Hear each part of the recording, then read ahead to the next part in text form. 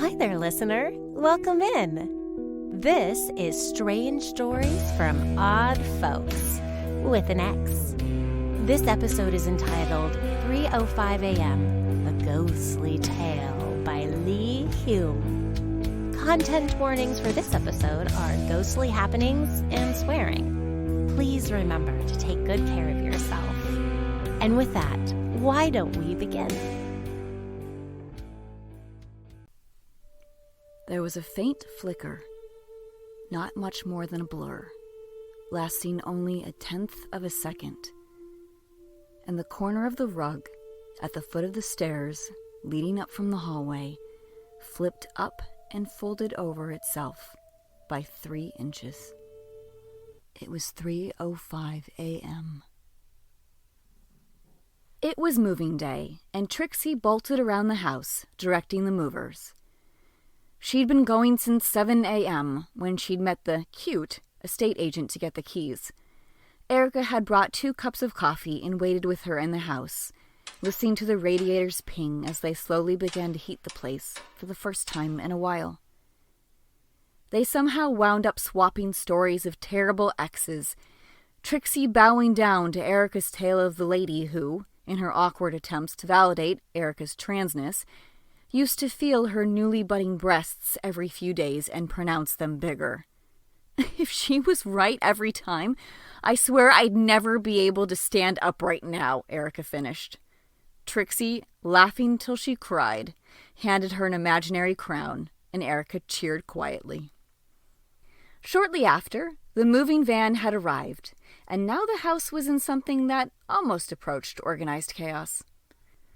Her trust fund had paid for the house, though one of her signatories had needed some persuading by the other. But her grandparents had left her a lot, and she would be old enough to properly inherit in under a year, so he had relented, and even signed off on an extra to start renovating the place, something Trixie had, to the despair of her family, attended multiple trade courses to gain qualifications for. After finishing takeout Chinese and a steaming cup of mint and chamomile tea, Trixie headed for her bed. As she went, she kicked the corner of the rug at the foot of the stairs back over so she wouldn't trip in her sleepy stumble downstairs for morning coffee. There she showered, stretched her stiff muscles, and went to bed. She was asleep in moments. Awaking to the dawn light, she grumbled to herself about forgetting to put the blackout blinds up. For a few minutes, she considered putting a pillow over her face and trying to sleep some more, but set this aside. She had lots to do today, and it would be lovely to collapse on the sofa for a well-earned nap later on. Bleary-eyed, she carefully made her way down the unfamiliar stairs, tripping on the curled-over corner of the rug sat in the hallway, and made it to the kitchen, where she had unpacked her coffee kit the day before. With hot caffeine on the go, and breakfast starting to sizzle on the oven, she yawned widely and thought about her plans. She had detailed to-do lists, paint swatches, and Pinterest mood boards in her phone, but the immediate jobs were easy enough to remember. Painting needed to be done before unpacking, because she'd just need to protect everything again, whereas right now it was all still in boxes and she just needed to use the dust sheets. But before she could paint them, the walls needed sanding down. The chipped old paint on them had to go before fresh went on.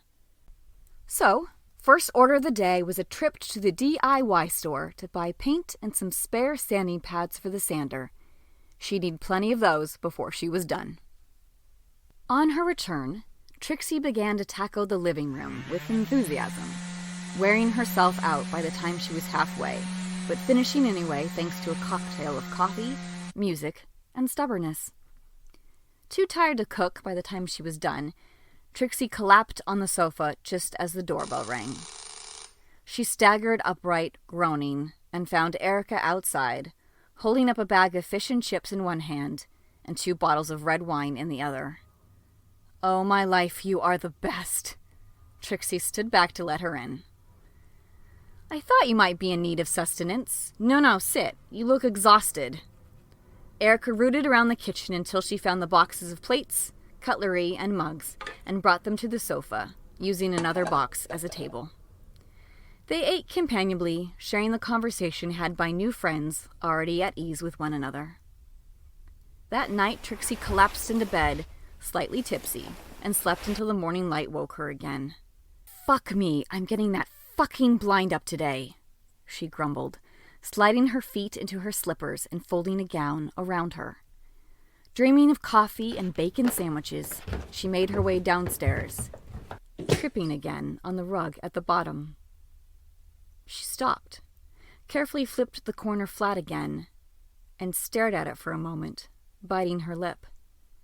Eventually, she let it be, frowning as she went through the living room. She got halfway through before she stopped dead, staring at the walls with her mouth open. All of the work of the day before, all the stripped paint and sanding, had been undone. The walls were once again covered in cracked and flaking white paint. "What the fuck?"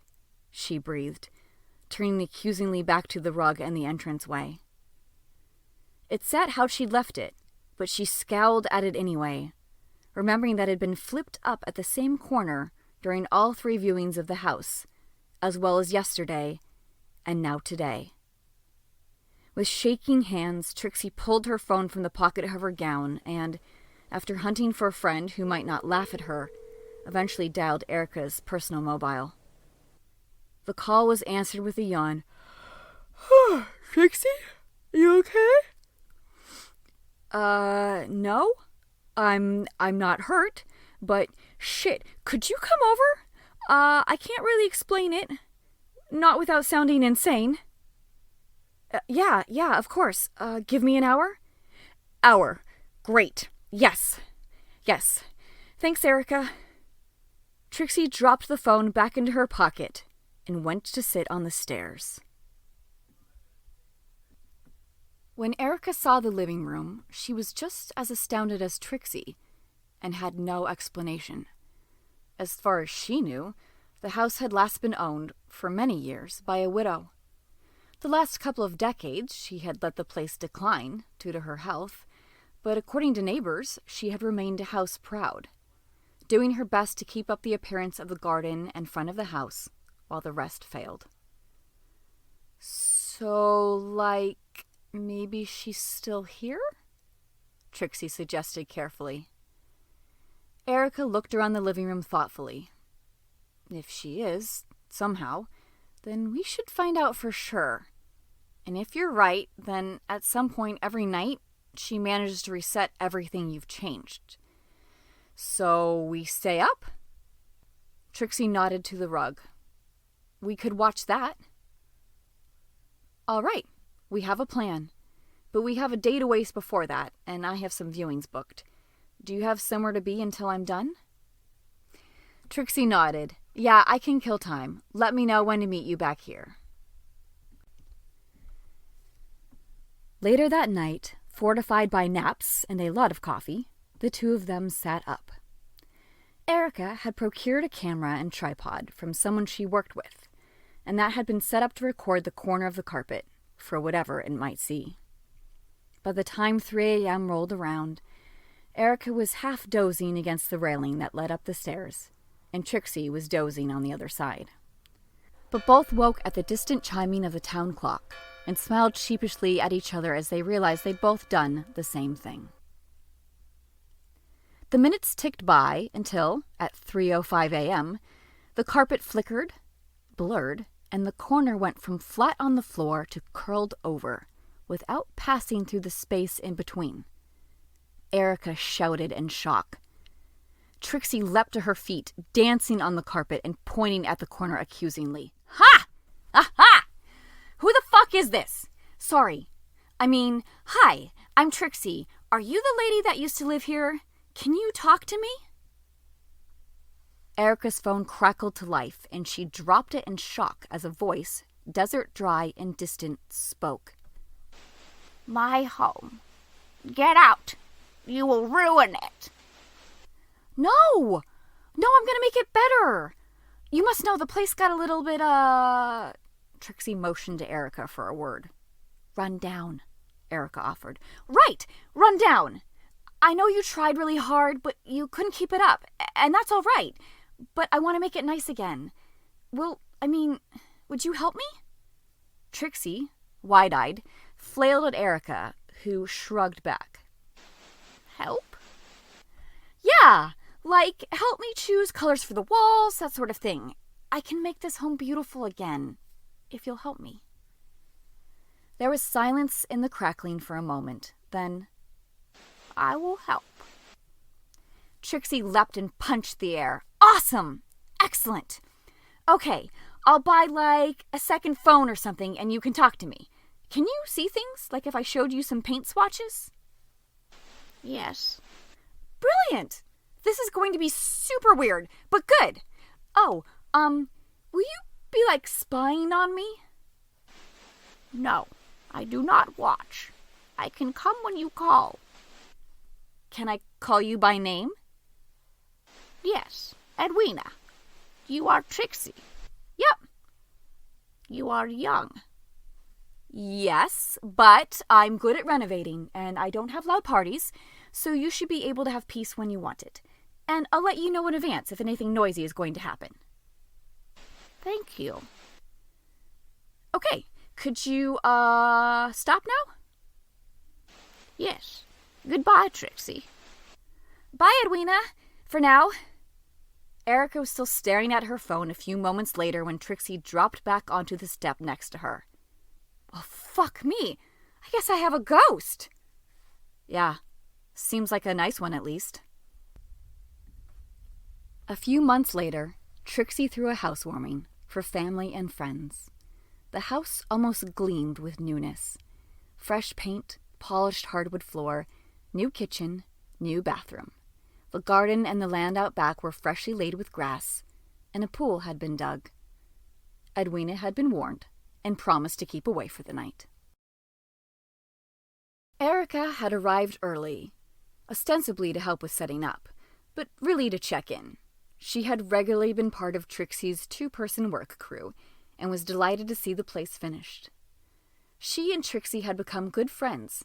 Finding a ghost together had boosted their already beginning friendship, and she had gotten to see the house as it was being fixed up. Nobody else had been allowed in until now, and Trixie was radiant with pride as people arrived, looking around astonished. Trixie had pinned up photos of the old state of each room, showing off her work, and by a couple of hours into the housewarming, she already had multiple offers of contracts. Her Uncle Heinrich, the oldest friend of her father, hugged her tightly. I'm proud of you, Trix.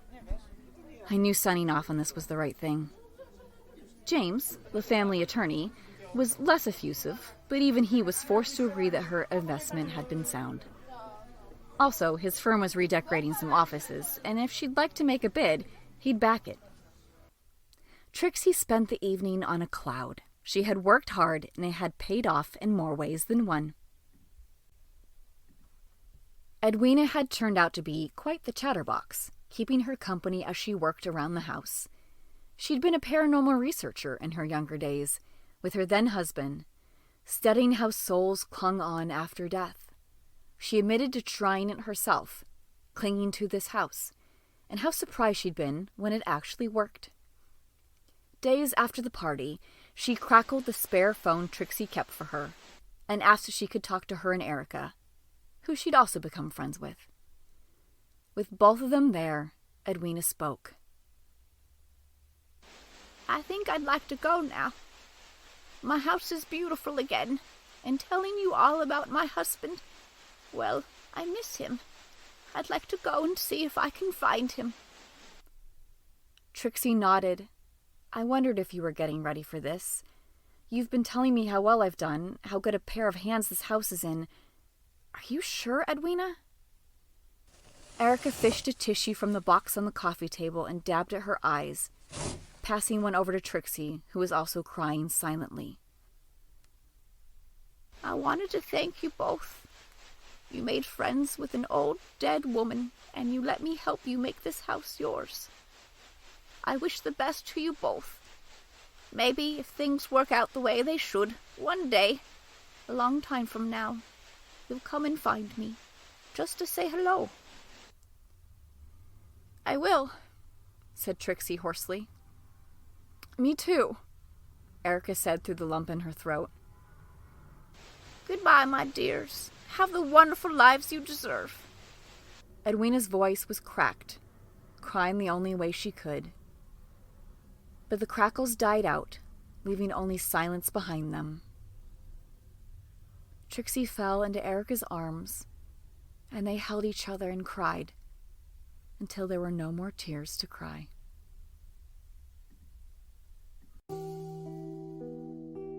Thanks so much for listening. That was 3:05 a.m., read by Tracy Clifton and written and edited by Lee Hulme. If you're LGBTQIA2S+, and you'd like to submit a story for us to use, we'd love to hear from you. Check the show notes for a link to do that. Also in the show notes, you will find info on the music, sound effects, and where else you can find us. We love visitors, so do come and say hi. The show is produced by Tracy Clifton, Lexi Jones, and Lee Hulme. The intro and outro are read by me, America Young. Hi there. This has been a Team Cuddles production.